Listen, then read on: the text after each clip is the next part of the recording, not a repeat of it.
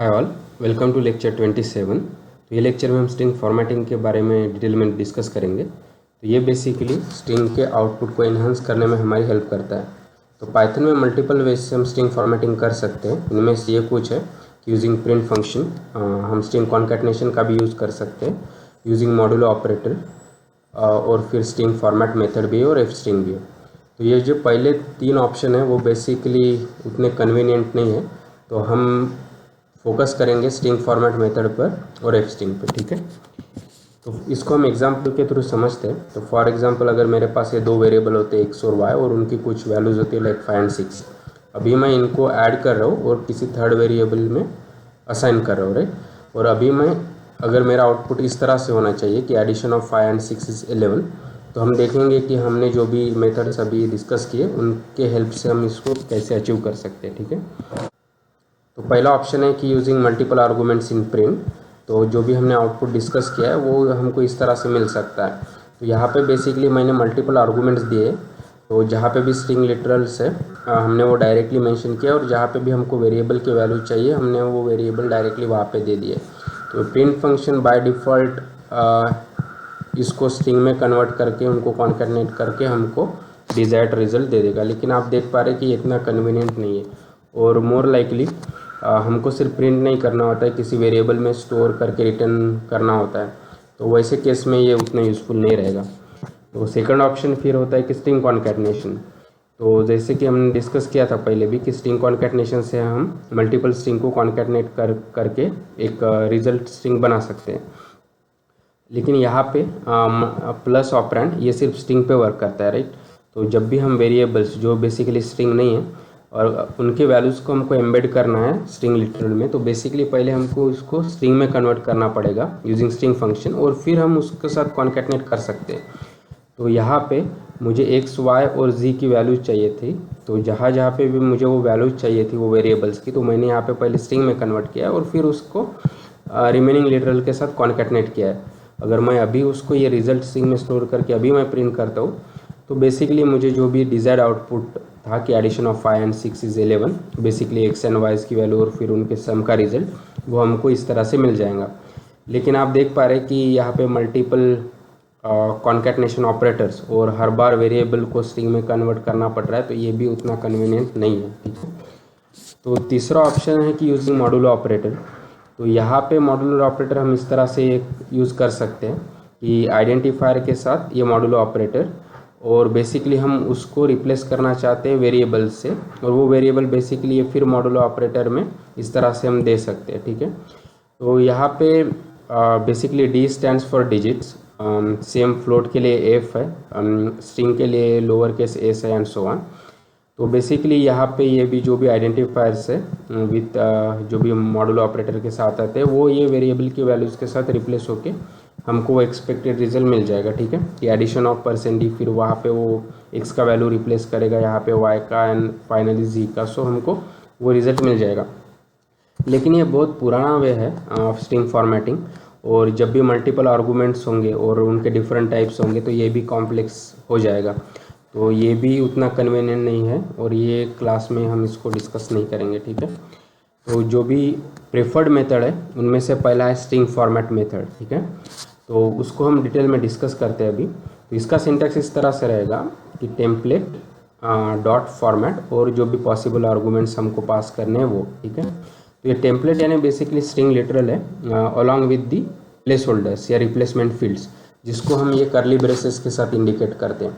तो वो basically as a container act करेंगे विद इन स्ट्रिंग लिटरल, और वो बेसिकली जो भी हम आर्गूमेंट्स पास कर रहे हैं उनके वैल्यूज़ के साथ रिप्लेस हो जाएंगे।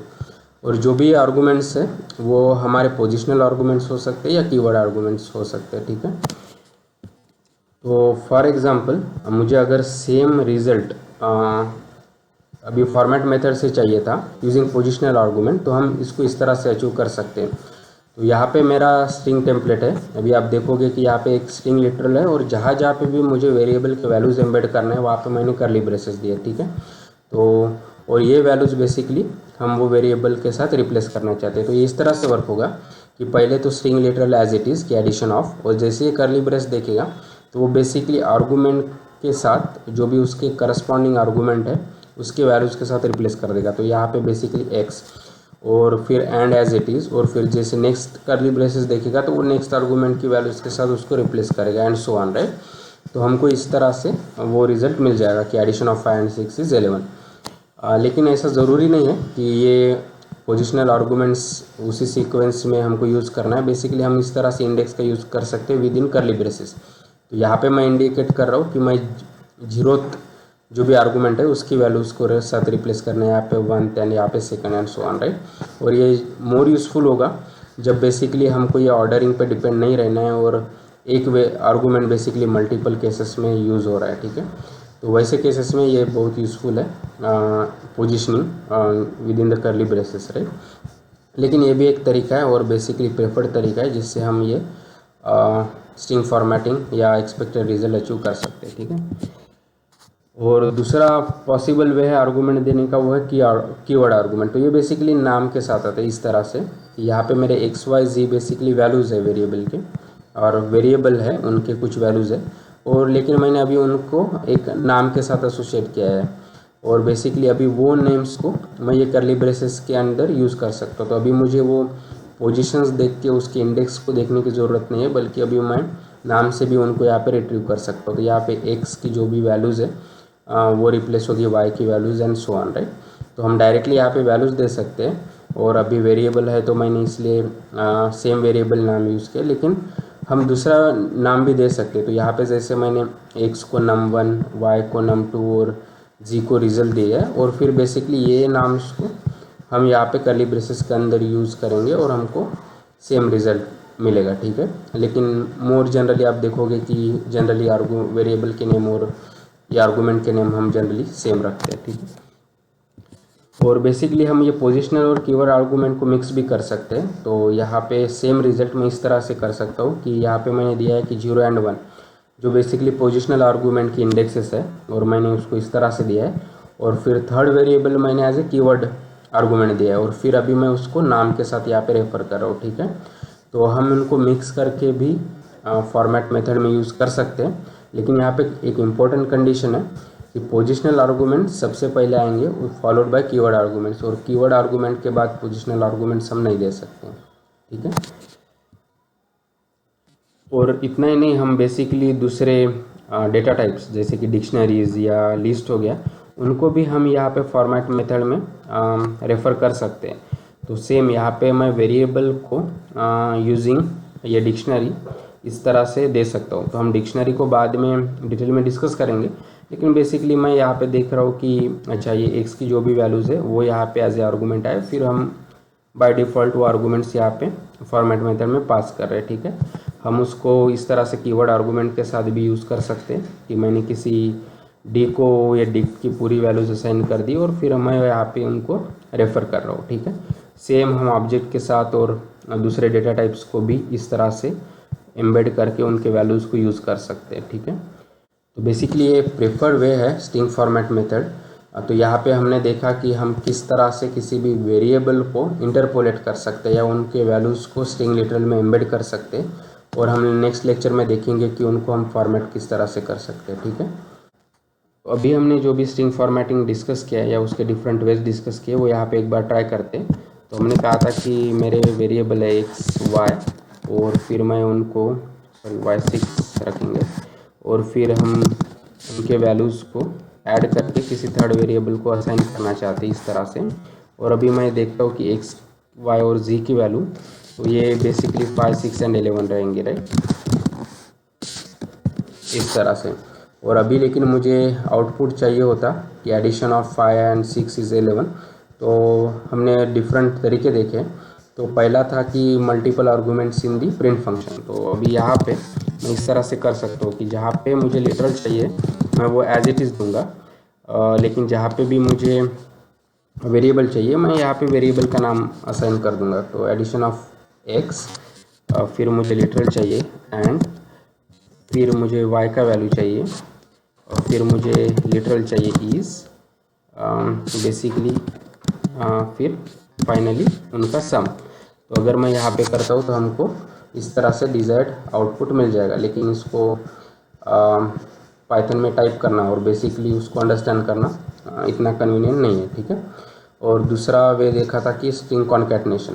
अभी मैं एक नया वेरिएबल क्रिएट करता हूँ रिजल्ट स्ट्रिंग, और यहाँ पे अभी ये वैल्यूज़ को हम कॉन्कैटिनेट भी कर सकते हैं। तो मैं सेम एडिशन ऑफ ये string literal as it is, लेकिन अभी मुझे यहाँ पे x का वैल्यू एम्बेड करना है। तो x तो इंटीजर है, तो मैं डायरेक्टली उसको कॉन्कैटिनेट नहीं कर सकता हूँ, तो पहले मैं उसको स्ट्रिंग में कन्वर्ट कर रहा हूँ इस तरह से। और अभी मैं दूसरे लिटरल के साथ इस तरह से कॉन्कैटिनेट कर सकता हूँ। फिर y का वैल्यू और finally addition of x and y is right, और फिर वैल्यू ऑफ z, इसलिए फिर से उसको स्ट्रिंग में कन्वर्ट कर रहा हूँ, ठीक है। और अभी मैं रिजल्ट स्ट्रिंग को प्रिंट करता हूँ, तो हमको जो भी एक्सपेक्टेड आउटपुट है वो मिला, लेकिन आप देख पा रहे हैं कि ये भी उतना कन्वीनियंट तरीका नहीं है। और थर्ड वे था कि मॉड्यूलो ऑपरेटर, तो वहाँ पे हम इस तरह से कर सकते हैं कि स्ट्रिंग लिटरल में वो मॉड्यूलो ऑपरेटर का यूज़ कर सकते हैं, राइट, कि एडिशन ऑफ, अभी मुझे चाहिए कि इंटीजर x एंड फिर इंटीजर y इज़ बेसिकली, अभी यहाँ पे मैं स्ट्रिंग का भी यूज़ कर सकता हूँ।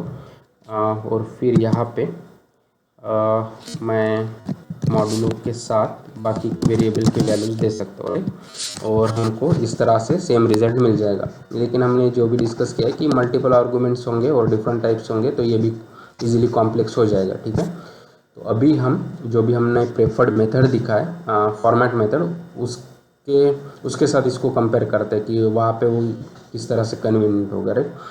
तो स्ट्रिंग फॉर्मेट में हमने देखा था कि बेसिकली हमारा एक टेम्पलेट रहेगा, तो वो टेम्पलेट इस तरह से कि स्ट्रिंग लिटरल में एडिशन ऑफ, और जहाँ पे भी मुझे वैल्यू चाहिए तो मैं वहाँ पे कर्ली ब्रेसेस का यूज़ कर सकता हूँ as a placeholder, right.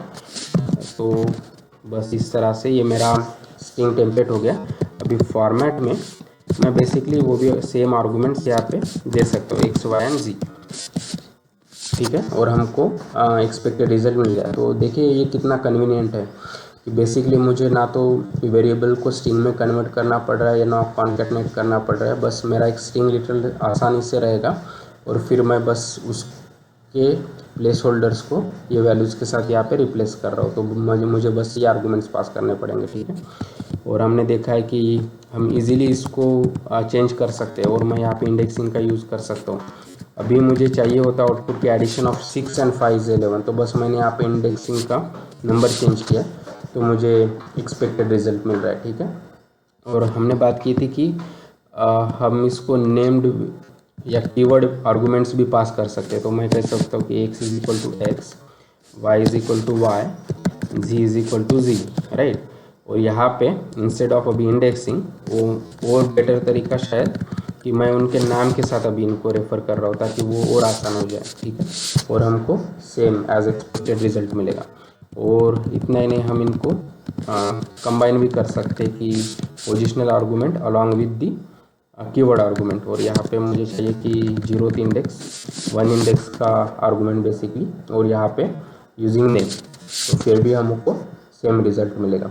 तो अभी आप इजीली कन्विंस हो गए होंगे कि फॉर्मेट मेथड से जो भी इंटरपोलेटिंग ऑफ वेरिएबल है कितना आसान है। और नेक्स्ट लेक्चर में हम देखेंगे कि बेसिकली जो भी हमने वैल्यूज़ एम्बेड किए हम उसको और किस तरह से रिफाइन कर सकते हैं, ठीक है।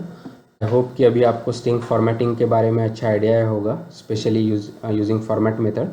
So please like the video, share the video, subscribe to the channel, and keep learning, keep coding, and have fun. Thank you.